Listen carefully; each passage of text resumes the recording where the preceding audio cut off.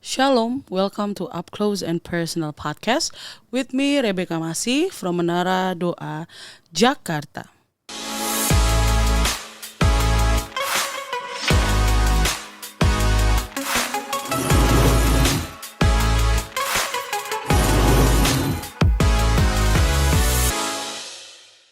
Dalam Matius 23 ayat 11 dikatakan, barang siapa terbesar di antara kamu, hendaklah ia menjadi pelayanmu. Sebuah ayat yang sering kita baca dan tahu, tetapi apakah sudah kita lakukan dalam kehidupan kita sehari-hari? Mau jadi yang terbesar, hendaklah menjadi pelayanmu. Orang cenderung berpikir untuk ingin menjadi besar dan berkuasa supaya bisa mengontrol orang-orang yang di bawahnya gitu ya. Mempunyai kekuasaan itu hal yang enak ya Bapak Ibu Saudara sekalian. Makanya setiap 5 tahun sekali di negara kita diadakan pemilu gitu ya, untuk menentukan siapakah yang akan berkuasa dari tingkat daerah sampai tingkat pusat gitu ya. Dan banyak orang yang ingin menjadi penguasa gitu ya,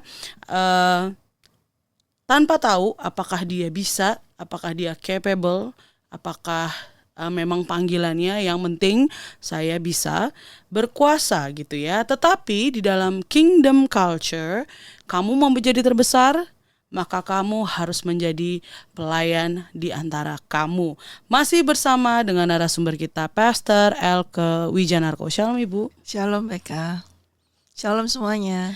Iya, menjadi pelayan bagi sesamamu adalah hal yang bertentangan bagi dunia. Karena kita tahu gitu ya Bu, kalau mau jadi besar, ya kalau menurut ini dunia adalah lakukan apapun yang ya menghalalkan segala cara lah ya. Kalau bisa sikut kanan sikut kiri, tendang semua ditendang gitu ya, supaya bisa sampai di atas dan berkuasa. Sedangkan dalam cara firman Tuhan, dalam cara kingdom culture adalah hal yang sangat berkontradiksi dengan dunia. Kamu mau jadi besar, maka jadilah pelayan bagi sesamamu. Nah, ini bagaimana?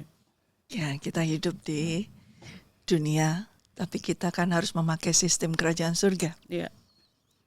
Jadi statusnya kita seperti apa? Ini yang mempengaruhi kita bagaimana cara kita bertindak.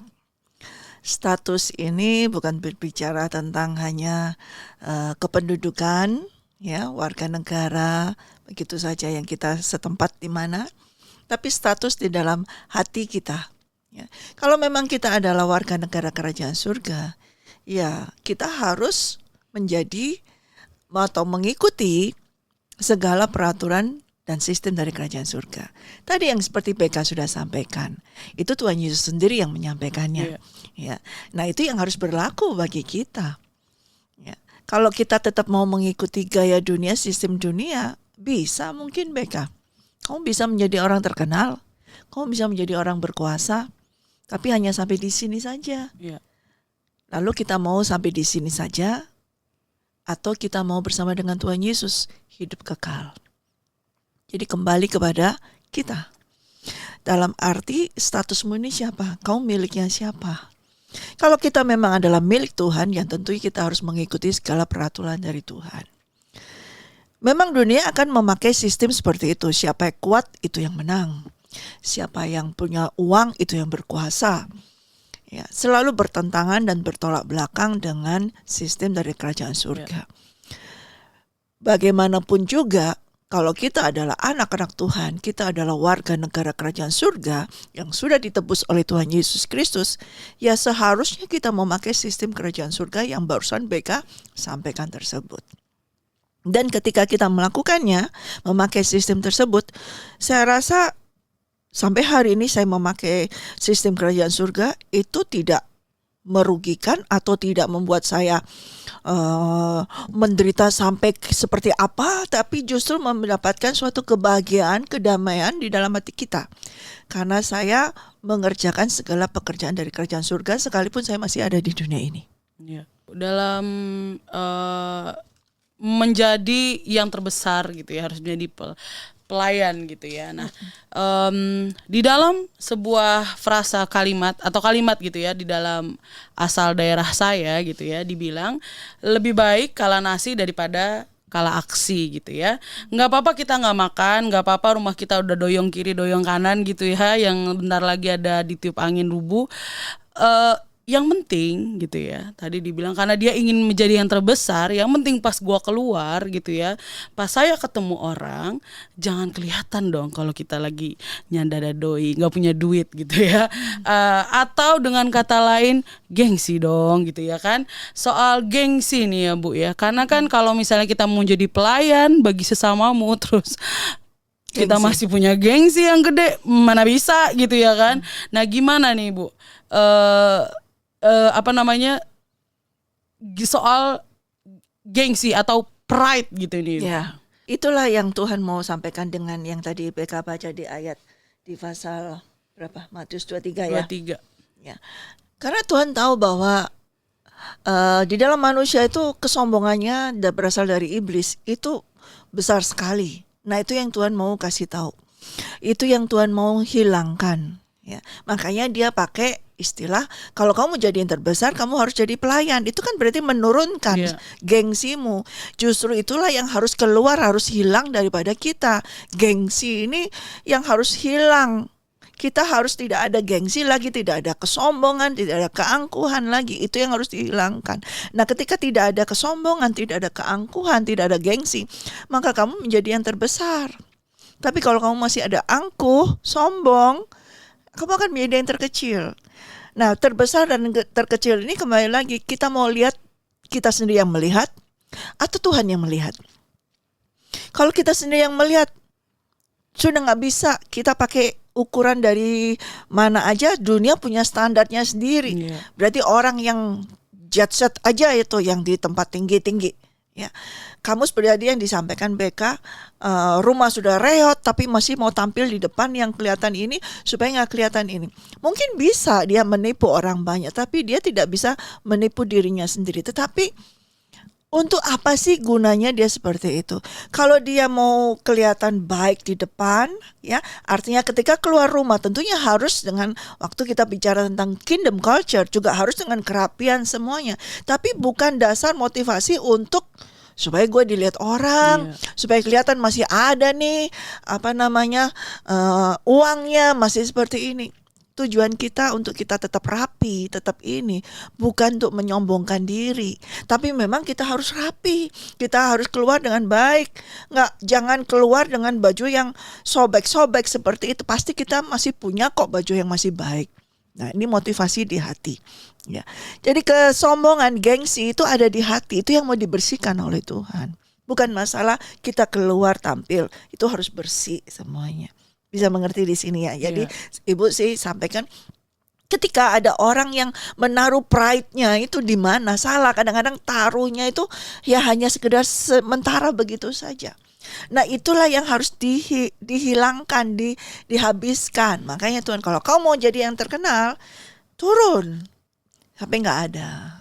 Iya, karena memang bagi sebagian orang menempatkan pride itu di atas segalanya gitu ya Bu. Bahkan apa kata orang, apa kata dunia gitu ya, apa kata orang kalau misalnya bla bla bla bla, padahal kenyataannya ya udah nggak bisa gitu ya. Dan biasanya orang yang mempunyai gengsi yang besar adalah orang yang tidak mau mengakui kelemahannya di depan orang lain. Wah, gede banget lah pokoknya, berasa kuat padahal udah babak belur gitu ya. Tetapi karena alasan gitu ya, mau harga diri gue nih gitu ya. Kalau kita jujur sama orang, kalau memang kita sudah tidak bisa lagi gitu ya. Nah, bagaimana nih Bu supaya rasa gengsi atau pride ini bisa tadi hilang dalam kehidupan kita gitu, supaya kita bisa menjadi yang menjadi pelayan di antara sesama kita gitu ya. Nggak peduli lagi orang mau bilang saya sederhana gitu ya. Gimana nih kalau saya kalau keluar nggak pakai outfit yang bermerek dari atas sampai bawah, atau pakai tas yang mahal, gadget terbaru, terus dan lain sebagainya, makan makanan fancy apa bla bla bla gitu ya. Karena ketika kita bilang kita bersatu dengan Tuhan, one with Christ,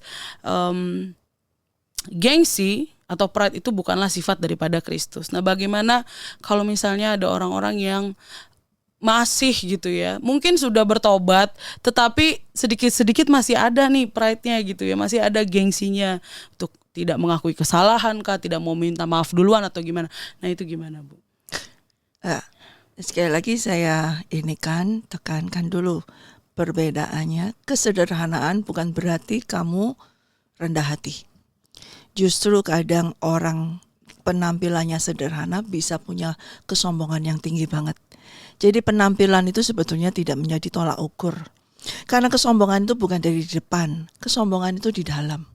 Pride itu di dalam, bukan dengan kamu pakai pakaian kemudian tagnya ditaruh di luar supaya kelihatan harganya, bukan. Hargamu, kesombonganmu di hadapan Tuhan itu bukan di luar, tapi di dalam. Orang bisa nggak pakai merek apa-apa, tapi di dalamnya sombong banget. Itu banyak. Nah, itu juga sama bagi Tuhan. Nah, sekarang kita mau melihat dari sudut pandang siapa. Kalau kita dari sudut pandang dunia, ya kita tidak akan bisa hanya sampai di sini saja. Kan kita tidak hidup sampai di sini saja. Kita harus mengikuti segala apa yang Tuhan kehendaki. Lalu apa kata Tuhan? Tadi BK katakan, apa kata orang, apa kata dunia? Kalau saya mendingan apa kata Tuhan. Karena itu yang lebih mementingkan bagi saya dan itu yang lebih berguna dan itu yang lebih sangat penting. Apa kata Tuhan bagi saya itu sampai akhir hidup saya, sampai selamanya, kekal, itu penting sekali. Kalau kata orang sih sesaat itu aja kemudian kita tidak berjumpa lagi. Tapi kalau kata Tuhan itu menentukan kita. Ya. Dan kata Tuhan kalau kita mempunyai kesombongan itu bukan hanya di luar. Kesombongan itu ada di dalam tidak kelihatan. Bukan dari merek, bukan dari baju, bukan dari mobil, bukan dari segala macam penampilan, tapi di dalam. Ada orang yang penampilannya sederhana tanpa merek semuanya, tapi justru disitulah kesombongannya dia. Nih, aku nggak pakai ini semua, aku nggak butuh orang, aku hidupnya seperti ini, tapi itu sombong. Di dalam kesederhanaan itu justru dia punya harga diri yang sangat tinggi dan Tuhan mau jatuhkan itu. Jadi tidak bisa dilihat dari yang luar. Karena memang kesombongan itu roh. Pride itu roh, bukan fisik saja. Itu hanya nampak setelah roh itu menguasai manusia. Roh iblis kesombongan itu baru setelah menguasai manusia. Itu dampaknya ada yang keluar, kelihatan. Ada yang low profile. Tetapi sombongnya minta ampun. Itu banyak banget. Ya, sombongnya minta ampun. Seperti yang pernah Tuhan sampaikan di perumpamaan tentang perjamuan kawin. Dia mengundang semua orang yang sudah ini gak mau datang. Kemudian Tuhan katakan pergi ke seluruh jalan-jalan, undang semua orang. Akhirnya orang-orang datang. Tapi ada satu orang datang. Tapi tidak memakai pakaian kerajaan. Pakaian yang sudah ditentukan oleh kerajaan. Orang ini bukan gak punya baju, dia sudah disediakan, tapi dia sombongnya luar biasa. Dia memakai pakaiannya dia sendiri yang merasa ini punya aku ya begini ini, sederhana seperti ini aku. Nah, itu kesombongan. Jadi kesombongan, pride itu bukan di luar, tapi di dalam. Oleh karena itu Tuhan katakan serve, turun, harus menurun. Ya. Bagaimana cara menghilangkannya? Kita akui dulu. Kalau kita ini sombong, kalau kita tidak pernah mau mengakui kalau kita ini sombong, kita tidak akan bisa melepaskan kesombongan tersebut. Karena orang berkata, aku nggak pakai barang apa-apa loh, aku nggak pakai merek apa-apa loh. Di mata orang semuanya, bagus ya, hamba Tuhan tuh sederhana banget ya. Tapi di dalamnya kesombongan itu Tuhan lihat. Keangkuhan di dalam hatinya Tuhan lihat. Karena dia tidak mau merendahkan di hadapan Tuhan. Nah, tidak mau mengakui kelemahannya, tidak mau mengakui ketidakmampuannya, tidak mau mengakui, banyak sekali yang tidak mau mengakui, karena itu juga menunjukkan kesombongannya dia. Bagaimana ya kalau misalnya orang ini udah, saya ngeh gitu ya, saya tahu saya sudah sombong gitu, tetapi yang namanya sombong itu kan aku juga pengalaman gitu ya dengan diri aku sendiri, dengan diri saya sendiri. Saya minta ampun sama Tuhan, tetapi tiba-tiba kucuk-kucuk itu datang sendiri gitu, datang lagi nemplok di kepala saya gitu ya, rasa sombong itu gitu ya. Apa yang harus kita lakukan ketika hal tersebut terjadi? Misalnya kalau saya itu kan biasanya di depan orang, lalu ketika saya bernyanyi lalu melihat gitu. Awalnya sangat-sangat ini ya, maksudnya nggak ada pikiran untuk menyombongkan diri sama sekali, nggak ada sama sekali, karena pure mau melayani Tuhan. Lalu tiba-tiba di saat pujian penyembahan, lalu saya melihat gitu ya, wah di pojok tuh sampai nangis-nangis sesungguhkan. Itu pasti gara-gara gua. Tiba-tiba ada pikiran seperti itu gitu ya, muncul. Nah, apa yang harus kita lakukan, Bu? Mungkin gitu ya, kita sudah tahu, kita sudah bertobat, tetapi one day kita bisa ya tiba-tiba datang gitu ya tanpa kita undang itu si sombong gitu ya. Nah, apa yang harus kita lakukan, Bu? Bertobat lagi. Hanya itu aja. Karena kita tahu itu bukan sifatnya Tuhan. Ya kita bertobat lagi, mengakui, oh Tuhan ampuni saya lagi. Ampuni saya Tuhan, saya tidak mau. Karena ini adalah kesombongan, keangkuhan, itu adalah hal yang paling Tuhan jijik, Tuhan tidak suka. Dan itu kita, kalau ada pada kita, segera Tuhan ampuni saya Tuhan, saya serahkan kepadamu, buang Tuhan, ampuni. Mengakui lagi, berkali-kali bertobat, setiap hari bertobat, itu yang saya lakukan. Ketika orang tidak mau aku sudah bertobat. Nah itulah ada kesombongan. Pertobatan ini harus setiap hari. Loh kok setiap hari? Setiap hari selama kita masih di sini, kita tuh rentan terhadap dosa, rentan terhadap hal-hal tersebut. Ya. Makanya kita bertobat dalam hati ini. Tuhan, kalau memang ada hal-hal yang tidak berkenan ya di dalam hati saya, sifat-sifat yang bukan menjadi sifatmu, tegur saya mau Tuhan diambil, saya mau Tuhan menyerahkan kepadamu, saya mau bertobat. Nah ketika kita mau bertobat setiap hari, itu adalah kerendahan hati dari Tuhan. Tapi kalau kita berkata, aku sudah bertobat kok, aku sudah akui itu kok di Tuhan, nah itulah kesombongan yang Tuhan mau setiap hari kamu akui lagi. Karena seperti tadi katakan Beka, bisa aja kadang-kadang bisa muncul gini. Nah ketika muncul itu, siapa yang memunculkan? Iblis juga memunculkan, tapi Roh Kudus juga mengingat kamu, kamu kan masih begitu? Oh ya Tuhan, ampuni saya Tuhan. Ambil Tuhan, ini sesuatu yang menajiskan bagimu Tuhan. Kesombongan adalah sesuatu yang najis bagi Tuhan. Dan itu jangan ada di dalam tubuh ini yang adalah tubuh Kristus. Jadi kita yang bisa mendeteksi kita kesombongan itu Roh Kudus. Dan dia mengingatkan kepada kita, kita langsung segera serahkan. Jangan, enggak kok aku enggak kok. Nah itu kita penyangkalan, kita tambah semakin dalam lagi. Tapi ketika disadarkan, oh iya Tuhan ampuni saya, jangan malu untuk minta ampun lagi, berdoa lagi, Tuhan bersihkan saya lagi. Kita gak perlu malu untuk hal itu. Kalau kita malu, disitulah kesombongan itu. Kalau kita merasa aku sudah kok, nah itu kesombongan. Iya, karena memang benar-benar tricky ya kalau misalnya soal kesombongan ini ya. Orang gak bisa lihat, yang cuman bisa ngerasain adalah diri kita sendiri. Dan Tuhan tentunya yang tahu, karena dia yang tahu hati kita gitu ya.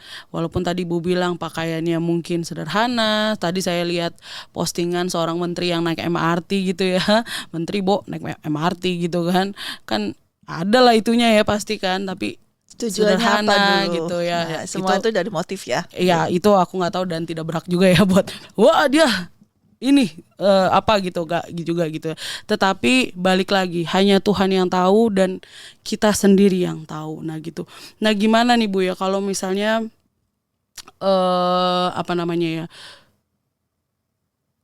kita sudah ditegur, kita sudah ini, tetapi ya itu dia, kayaknya belum bisa 100%.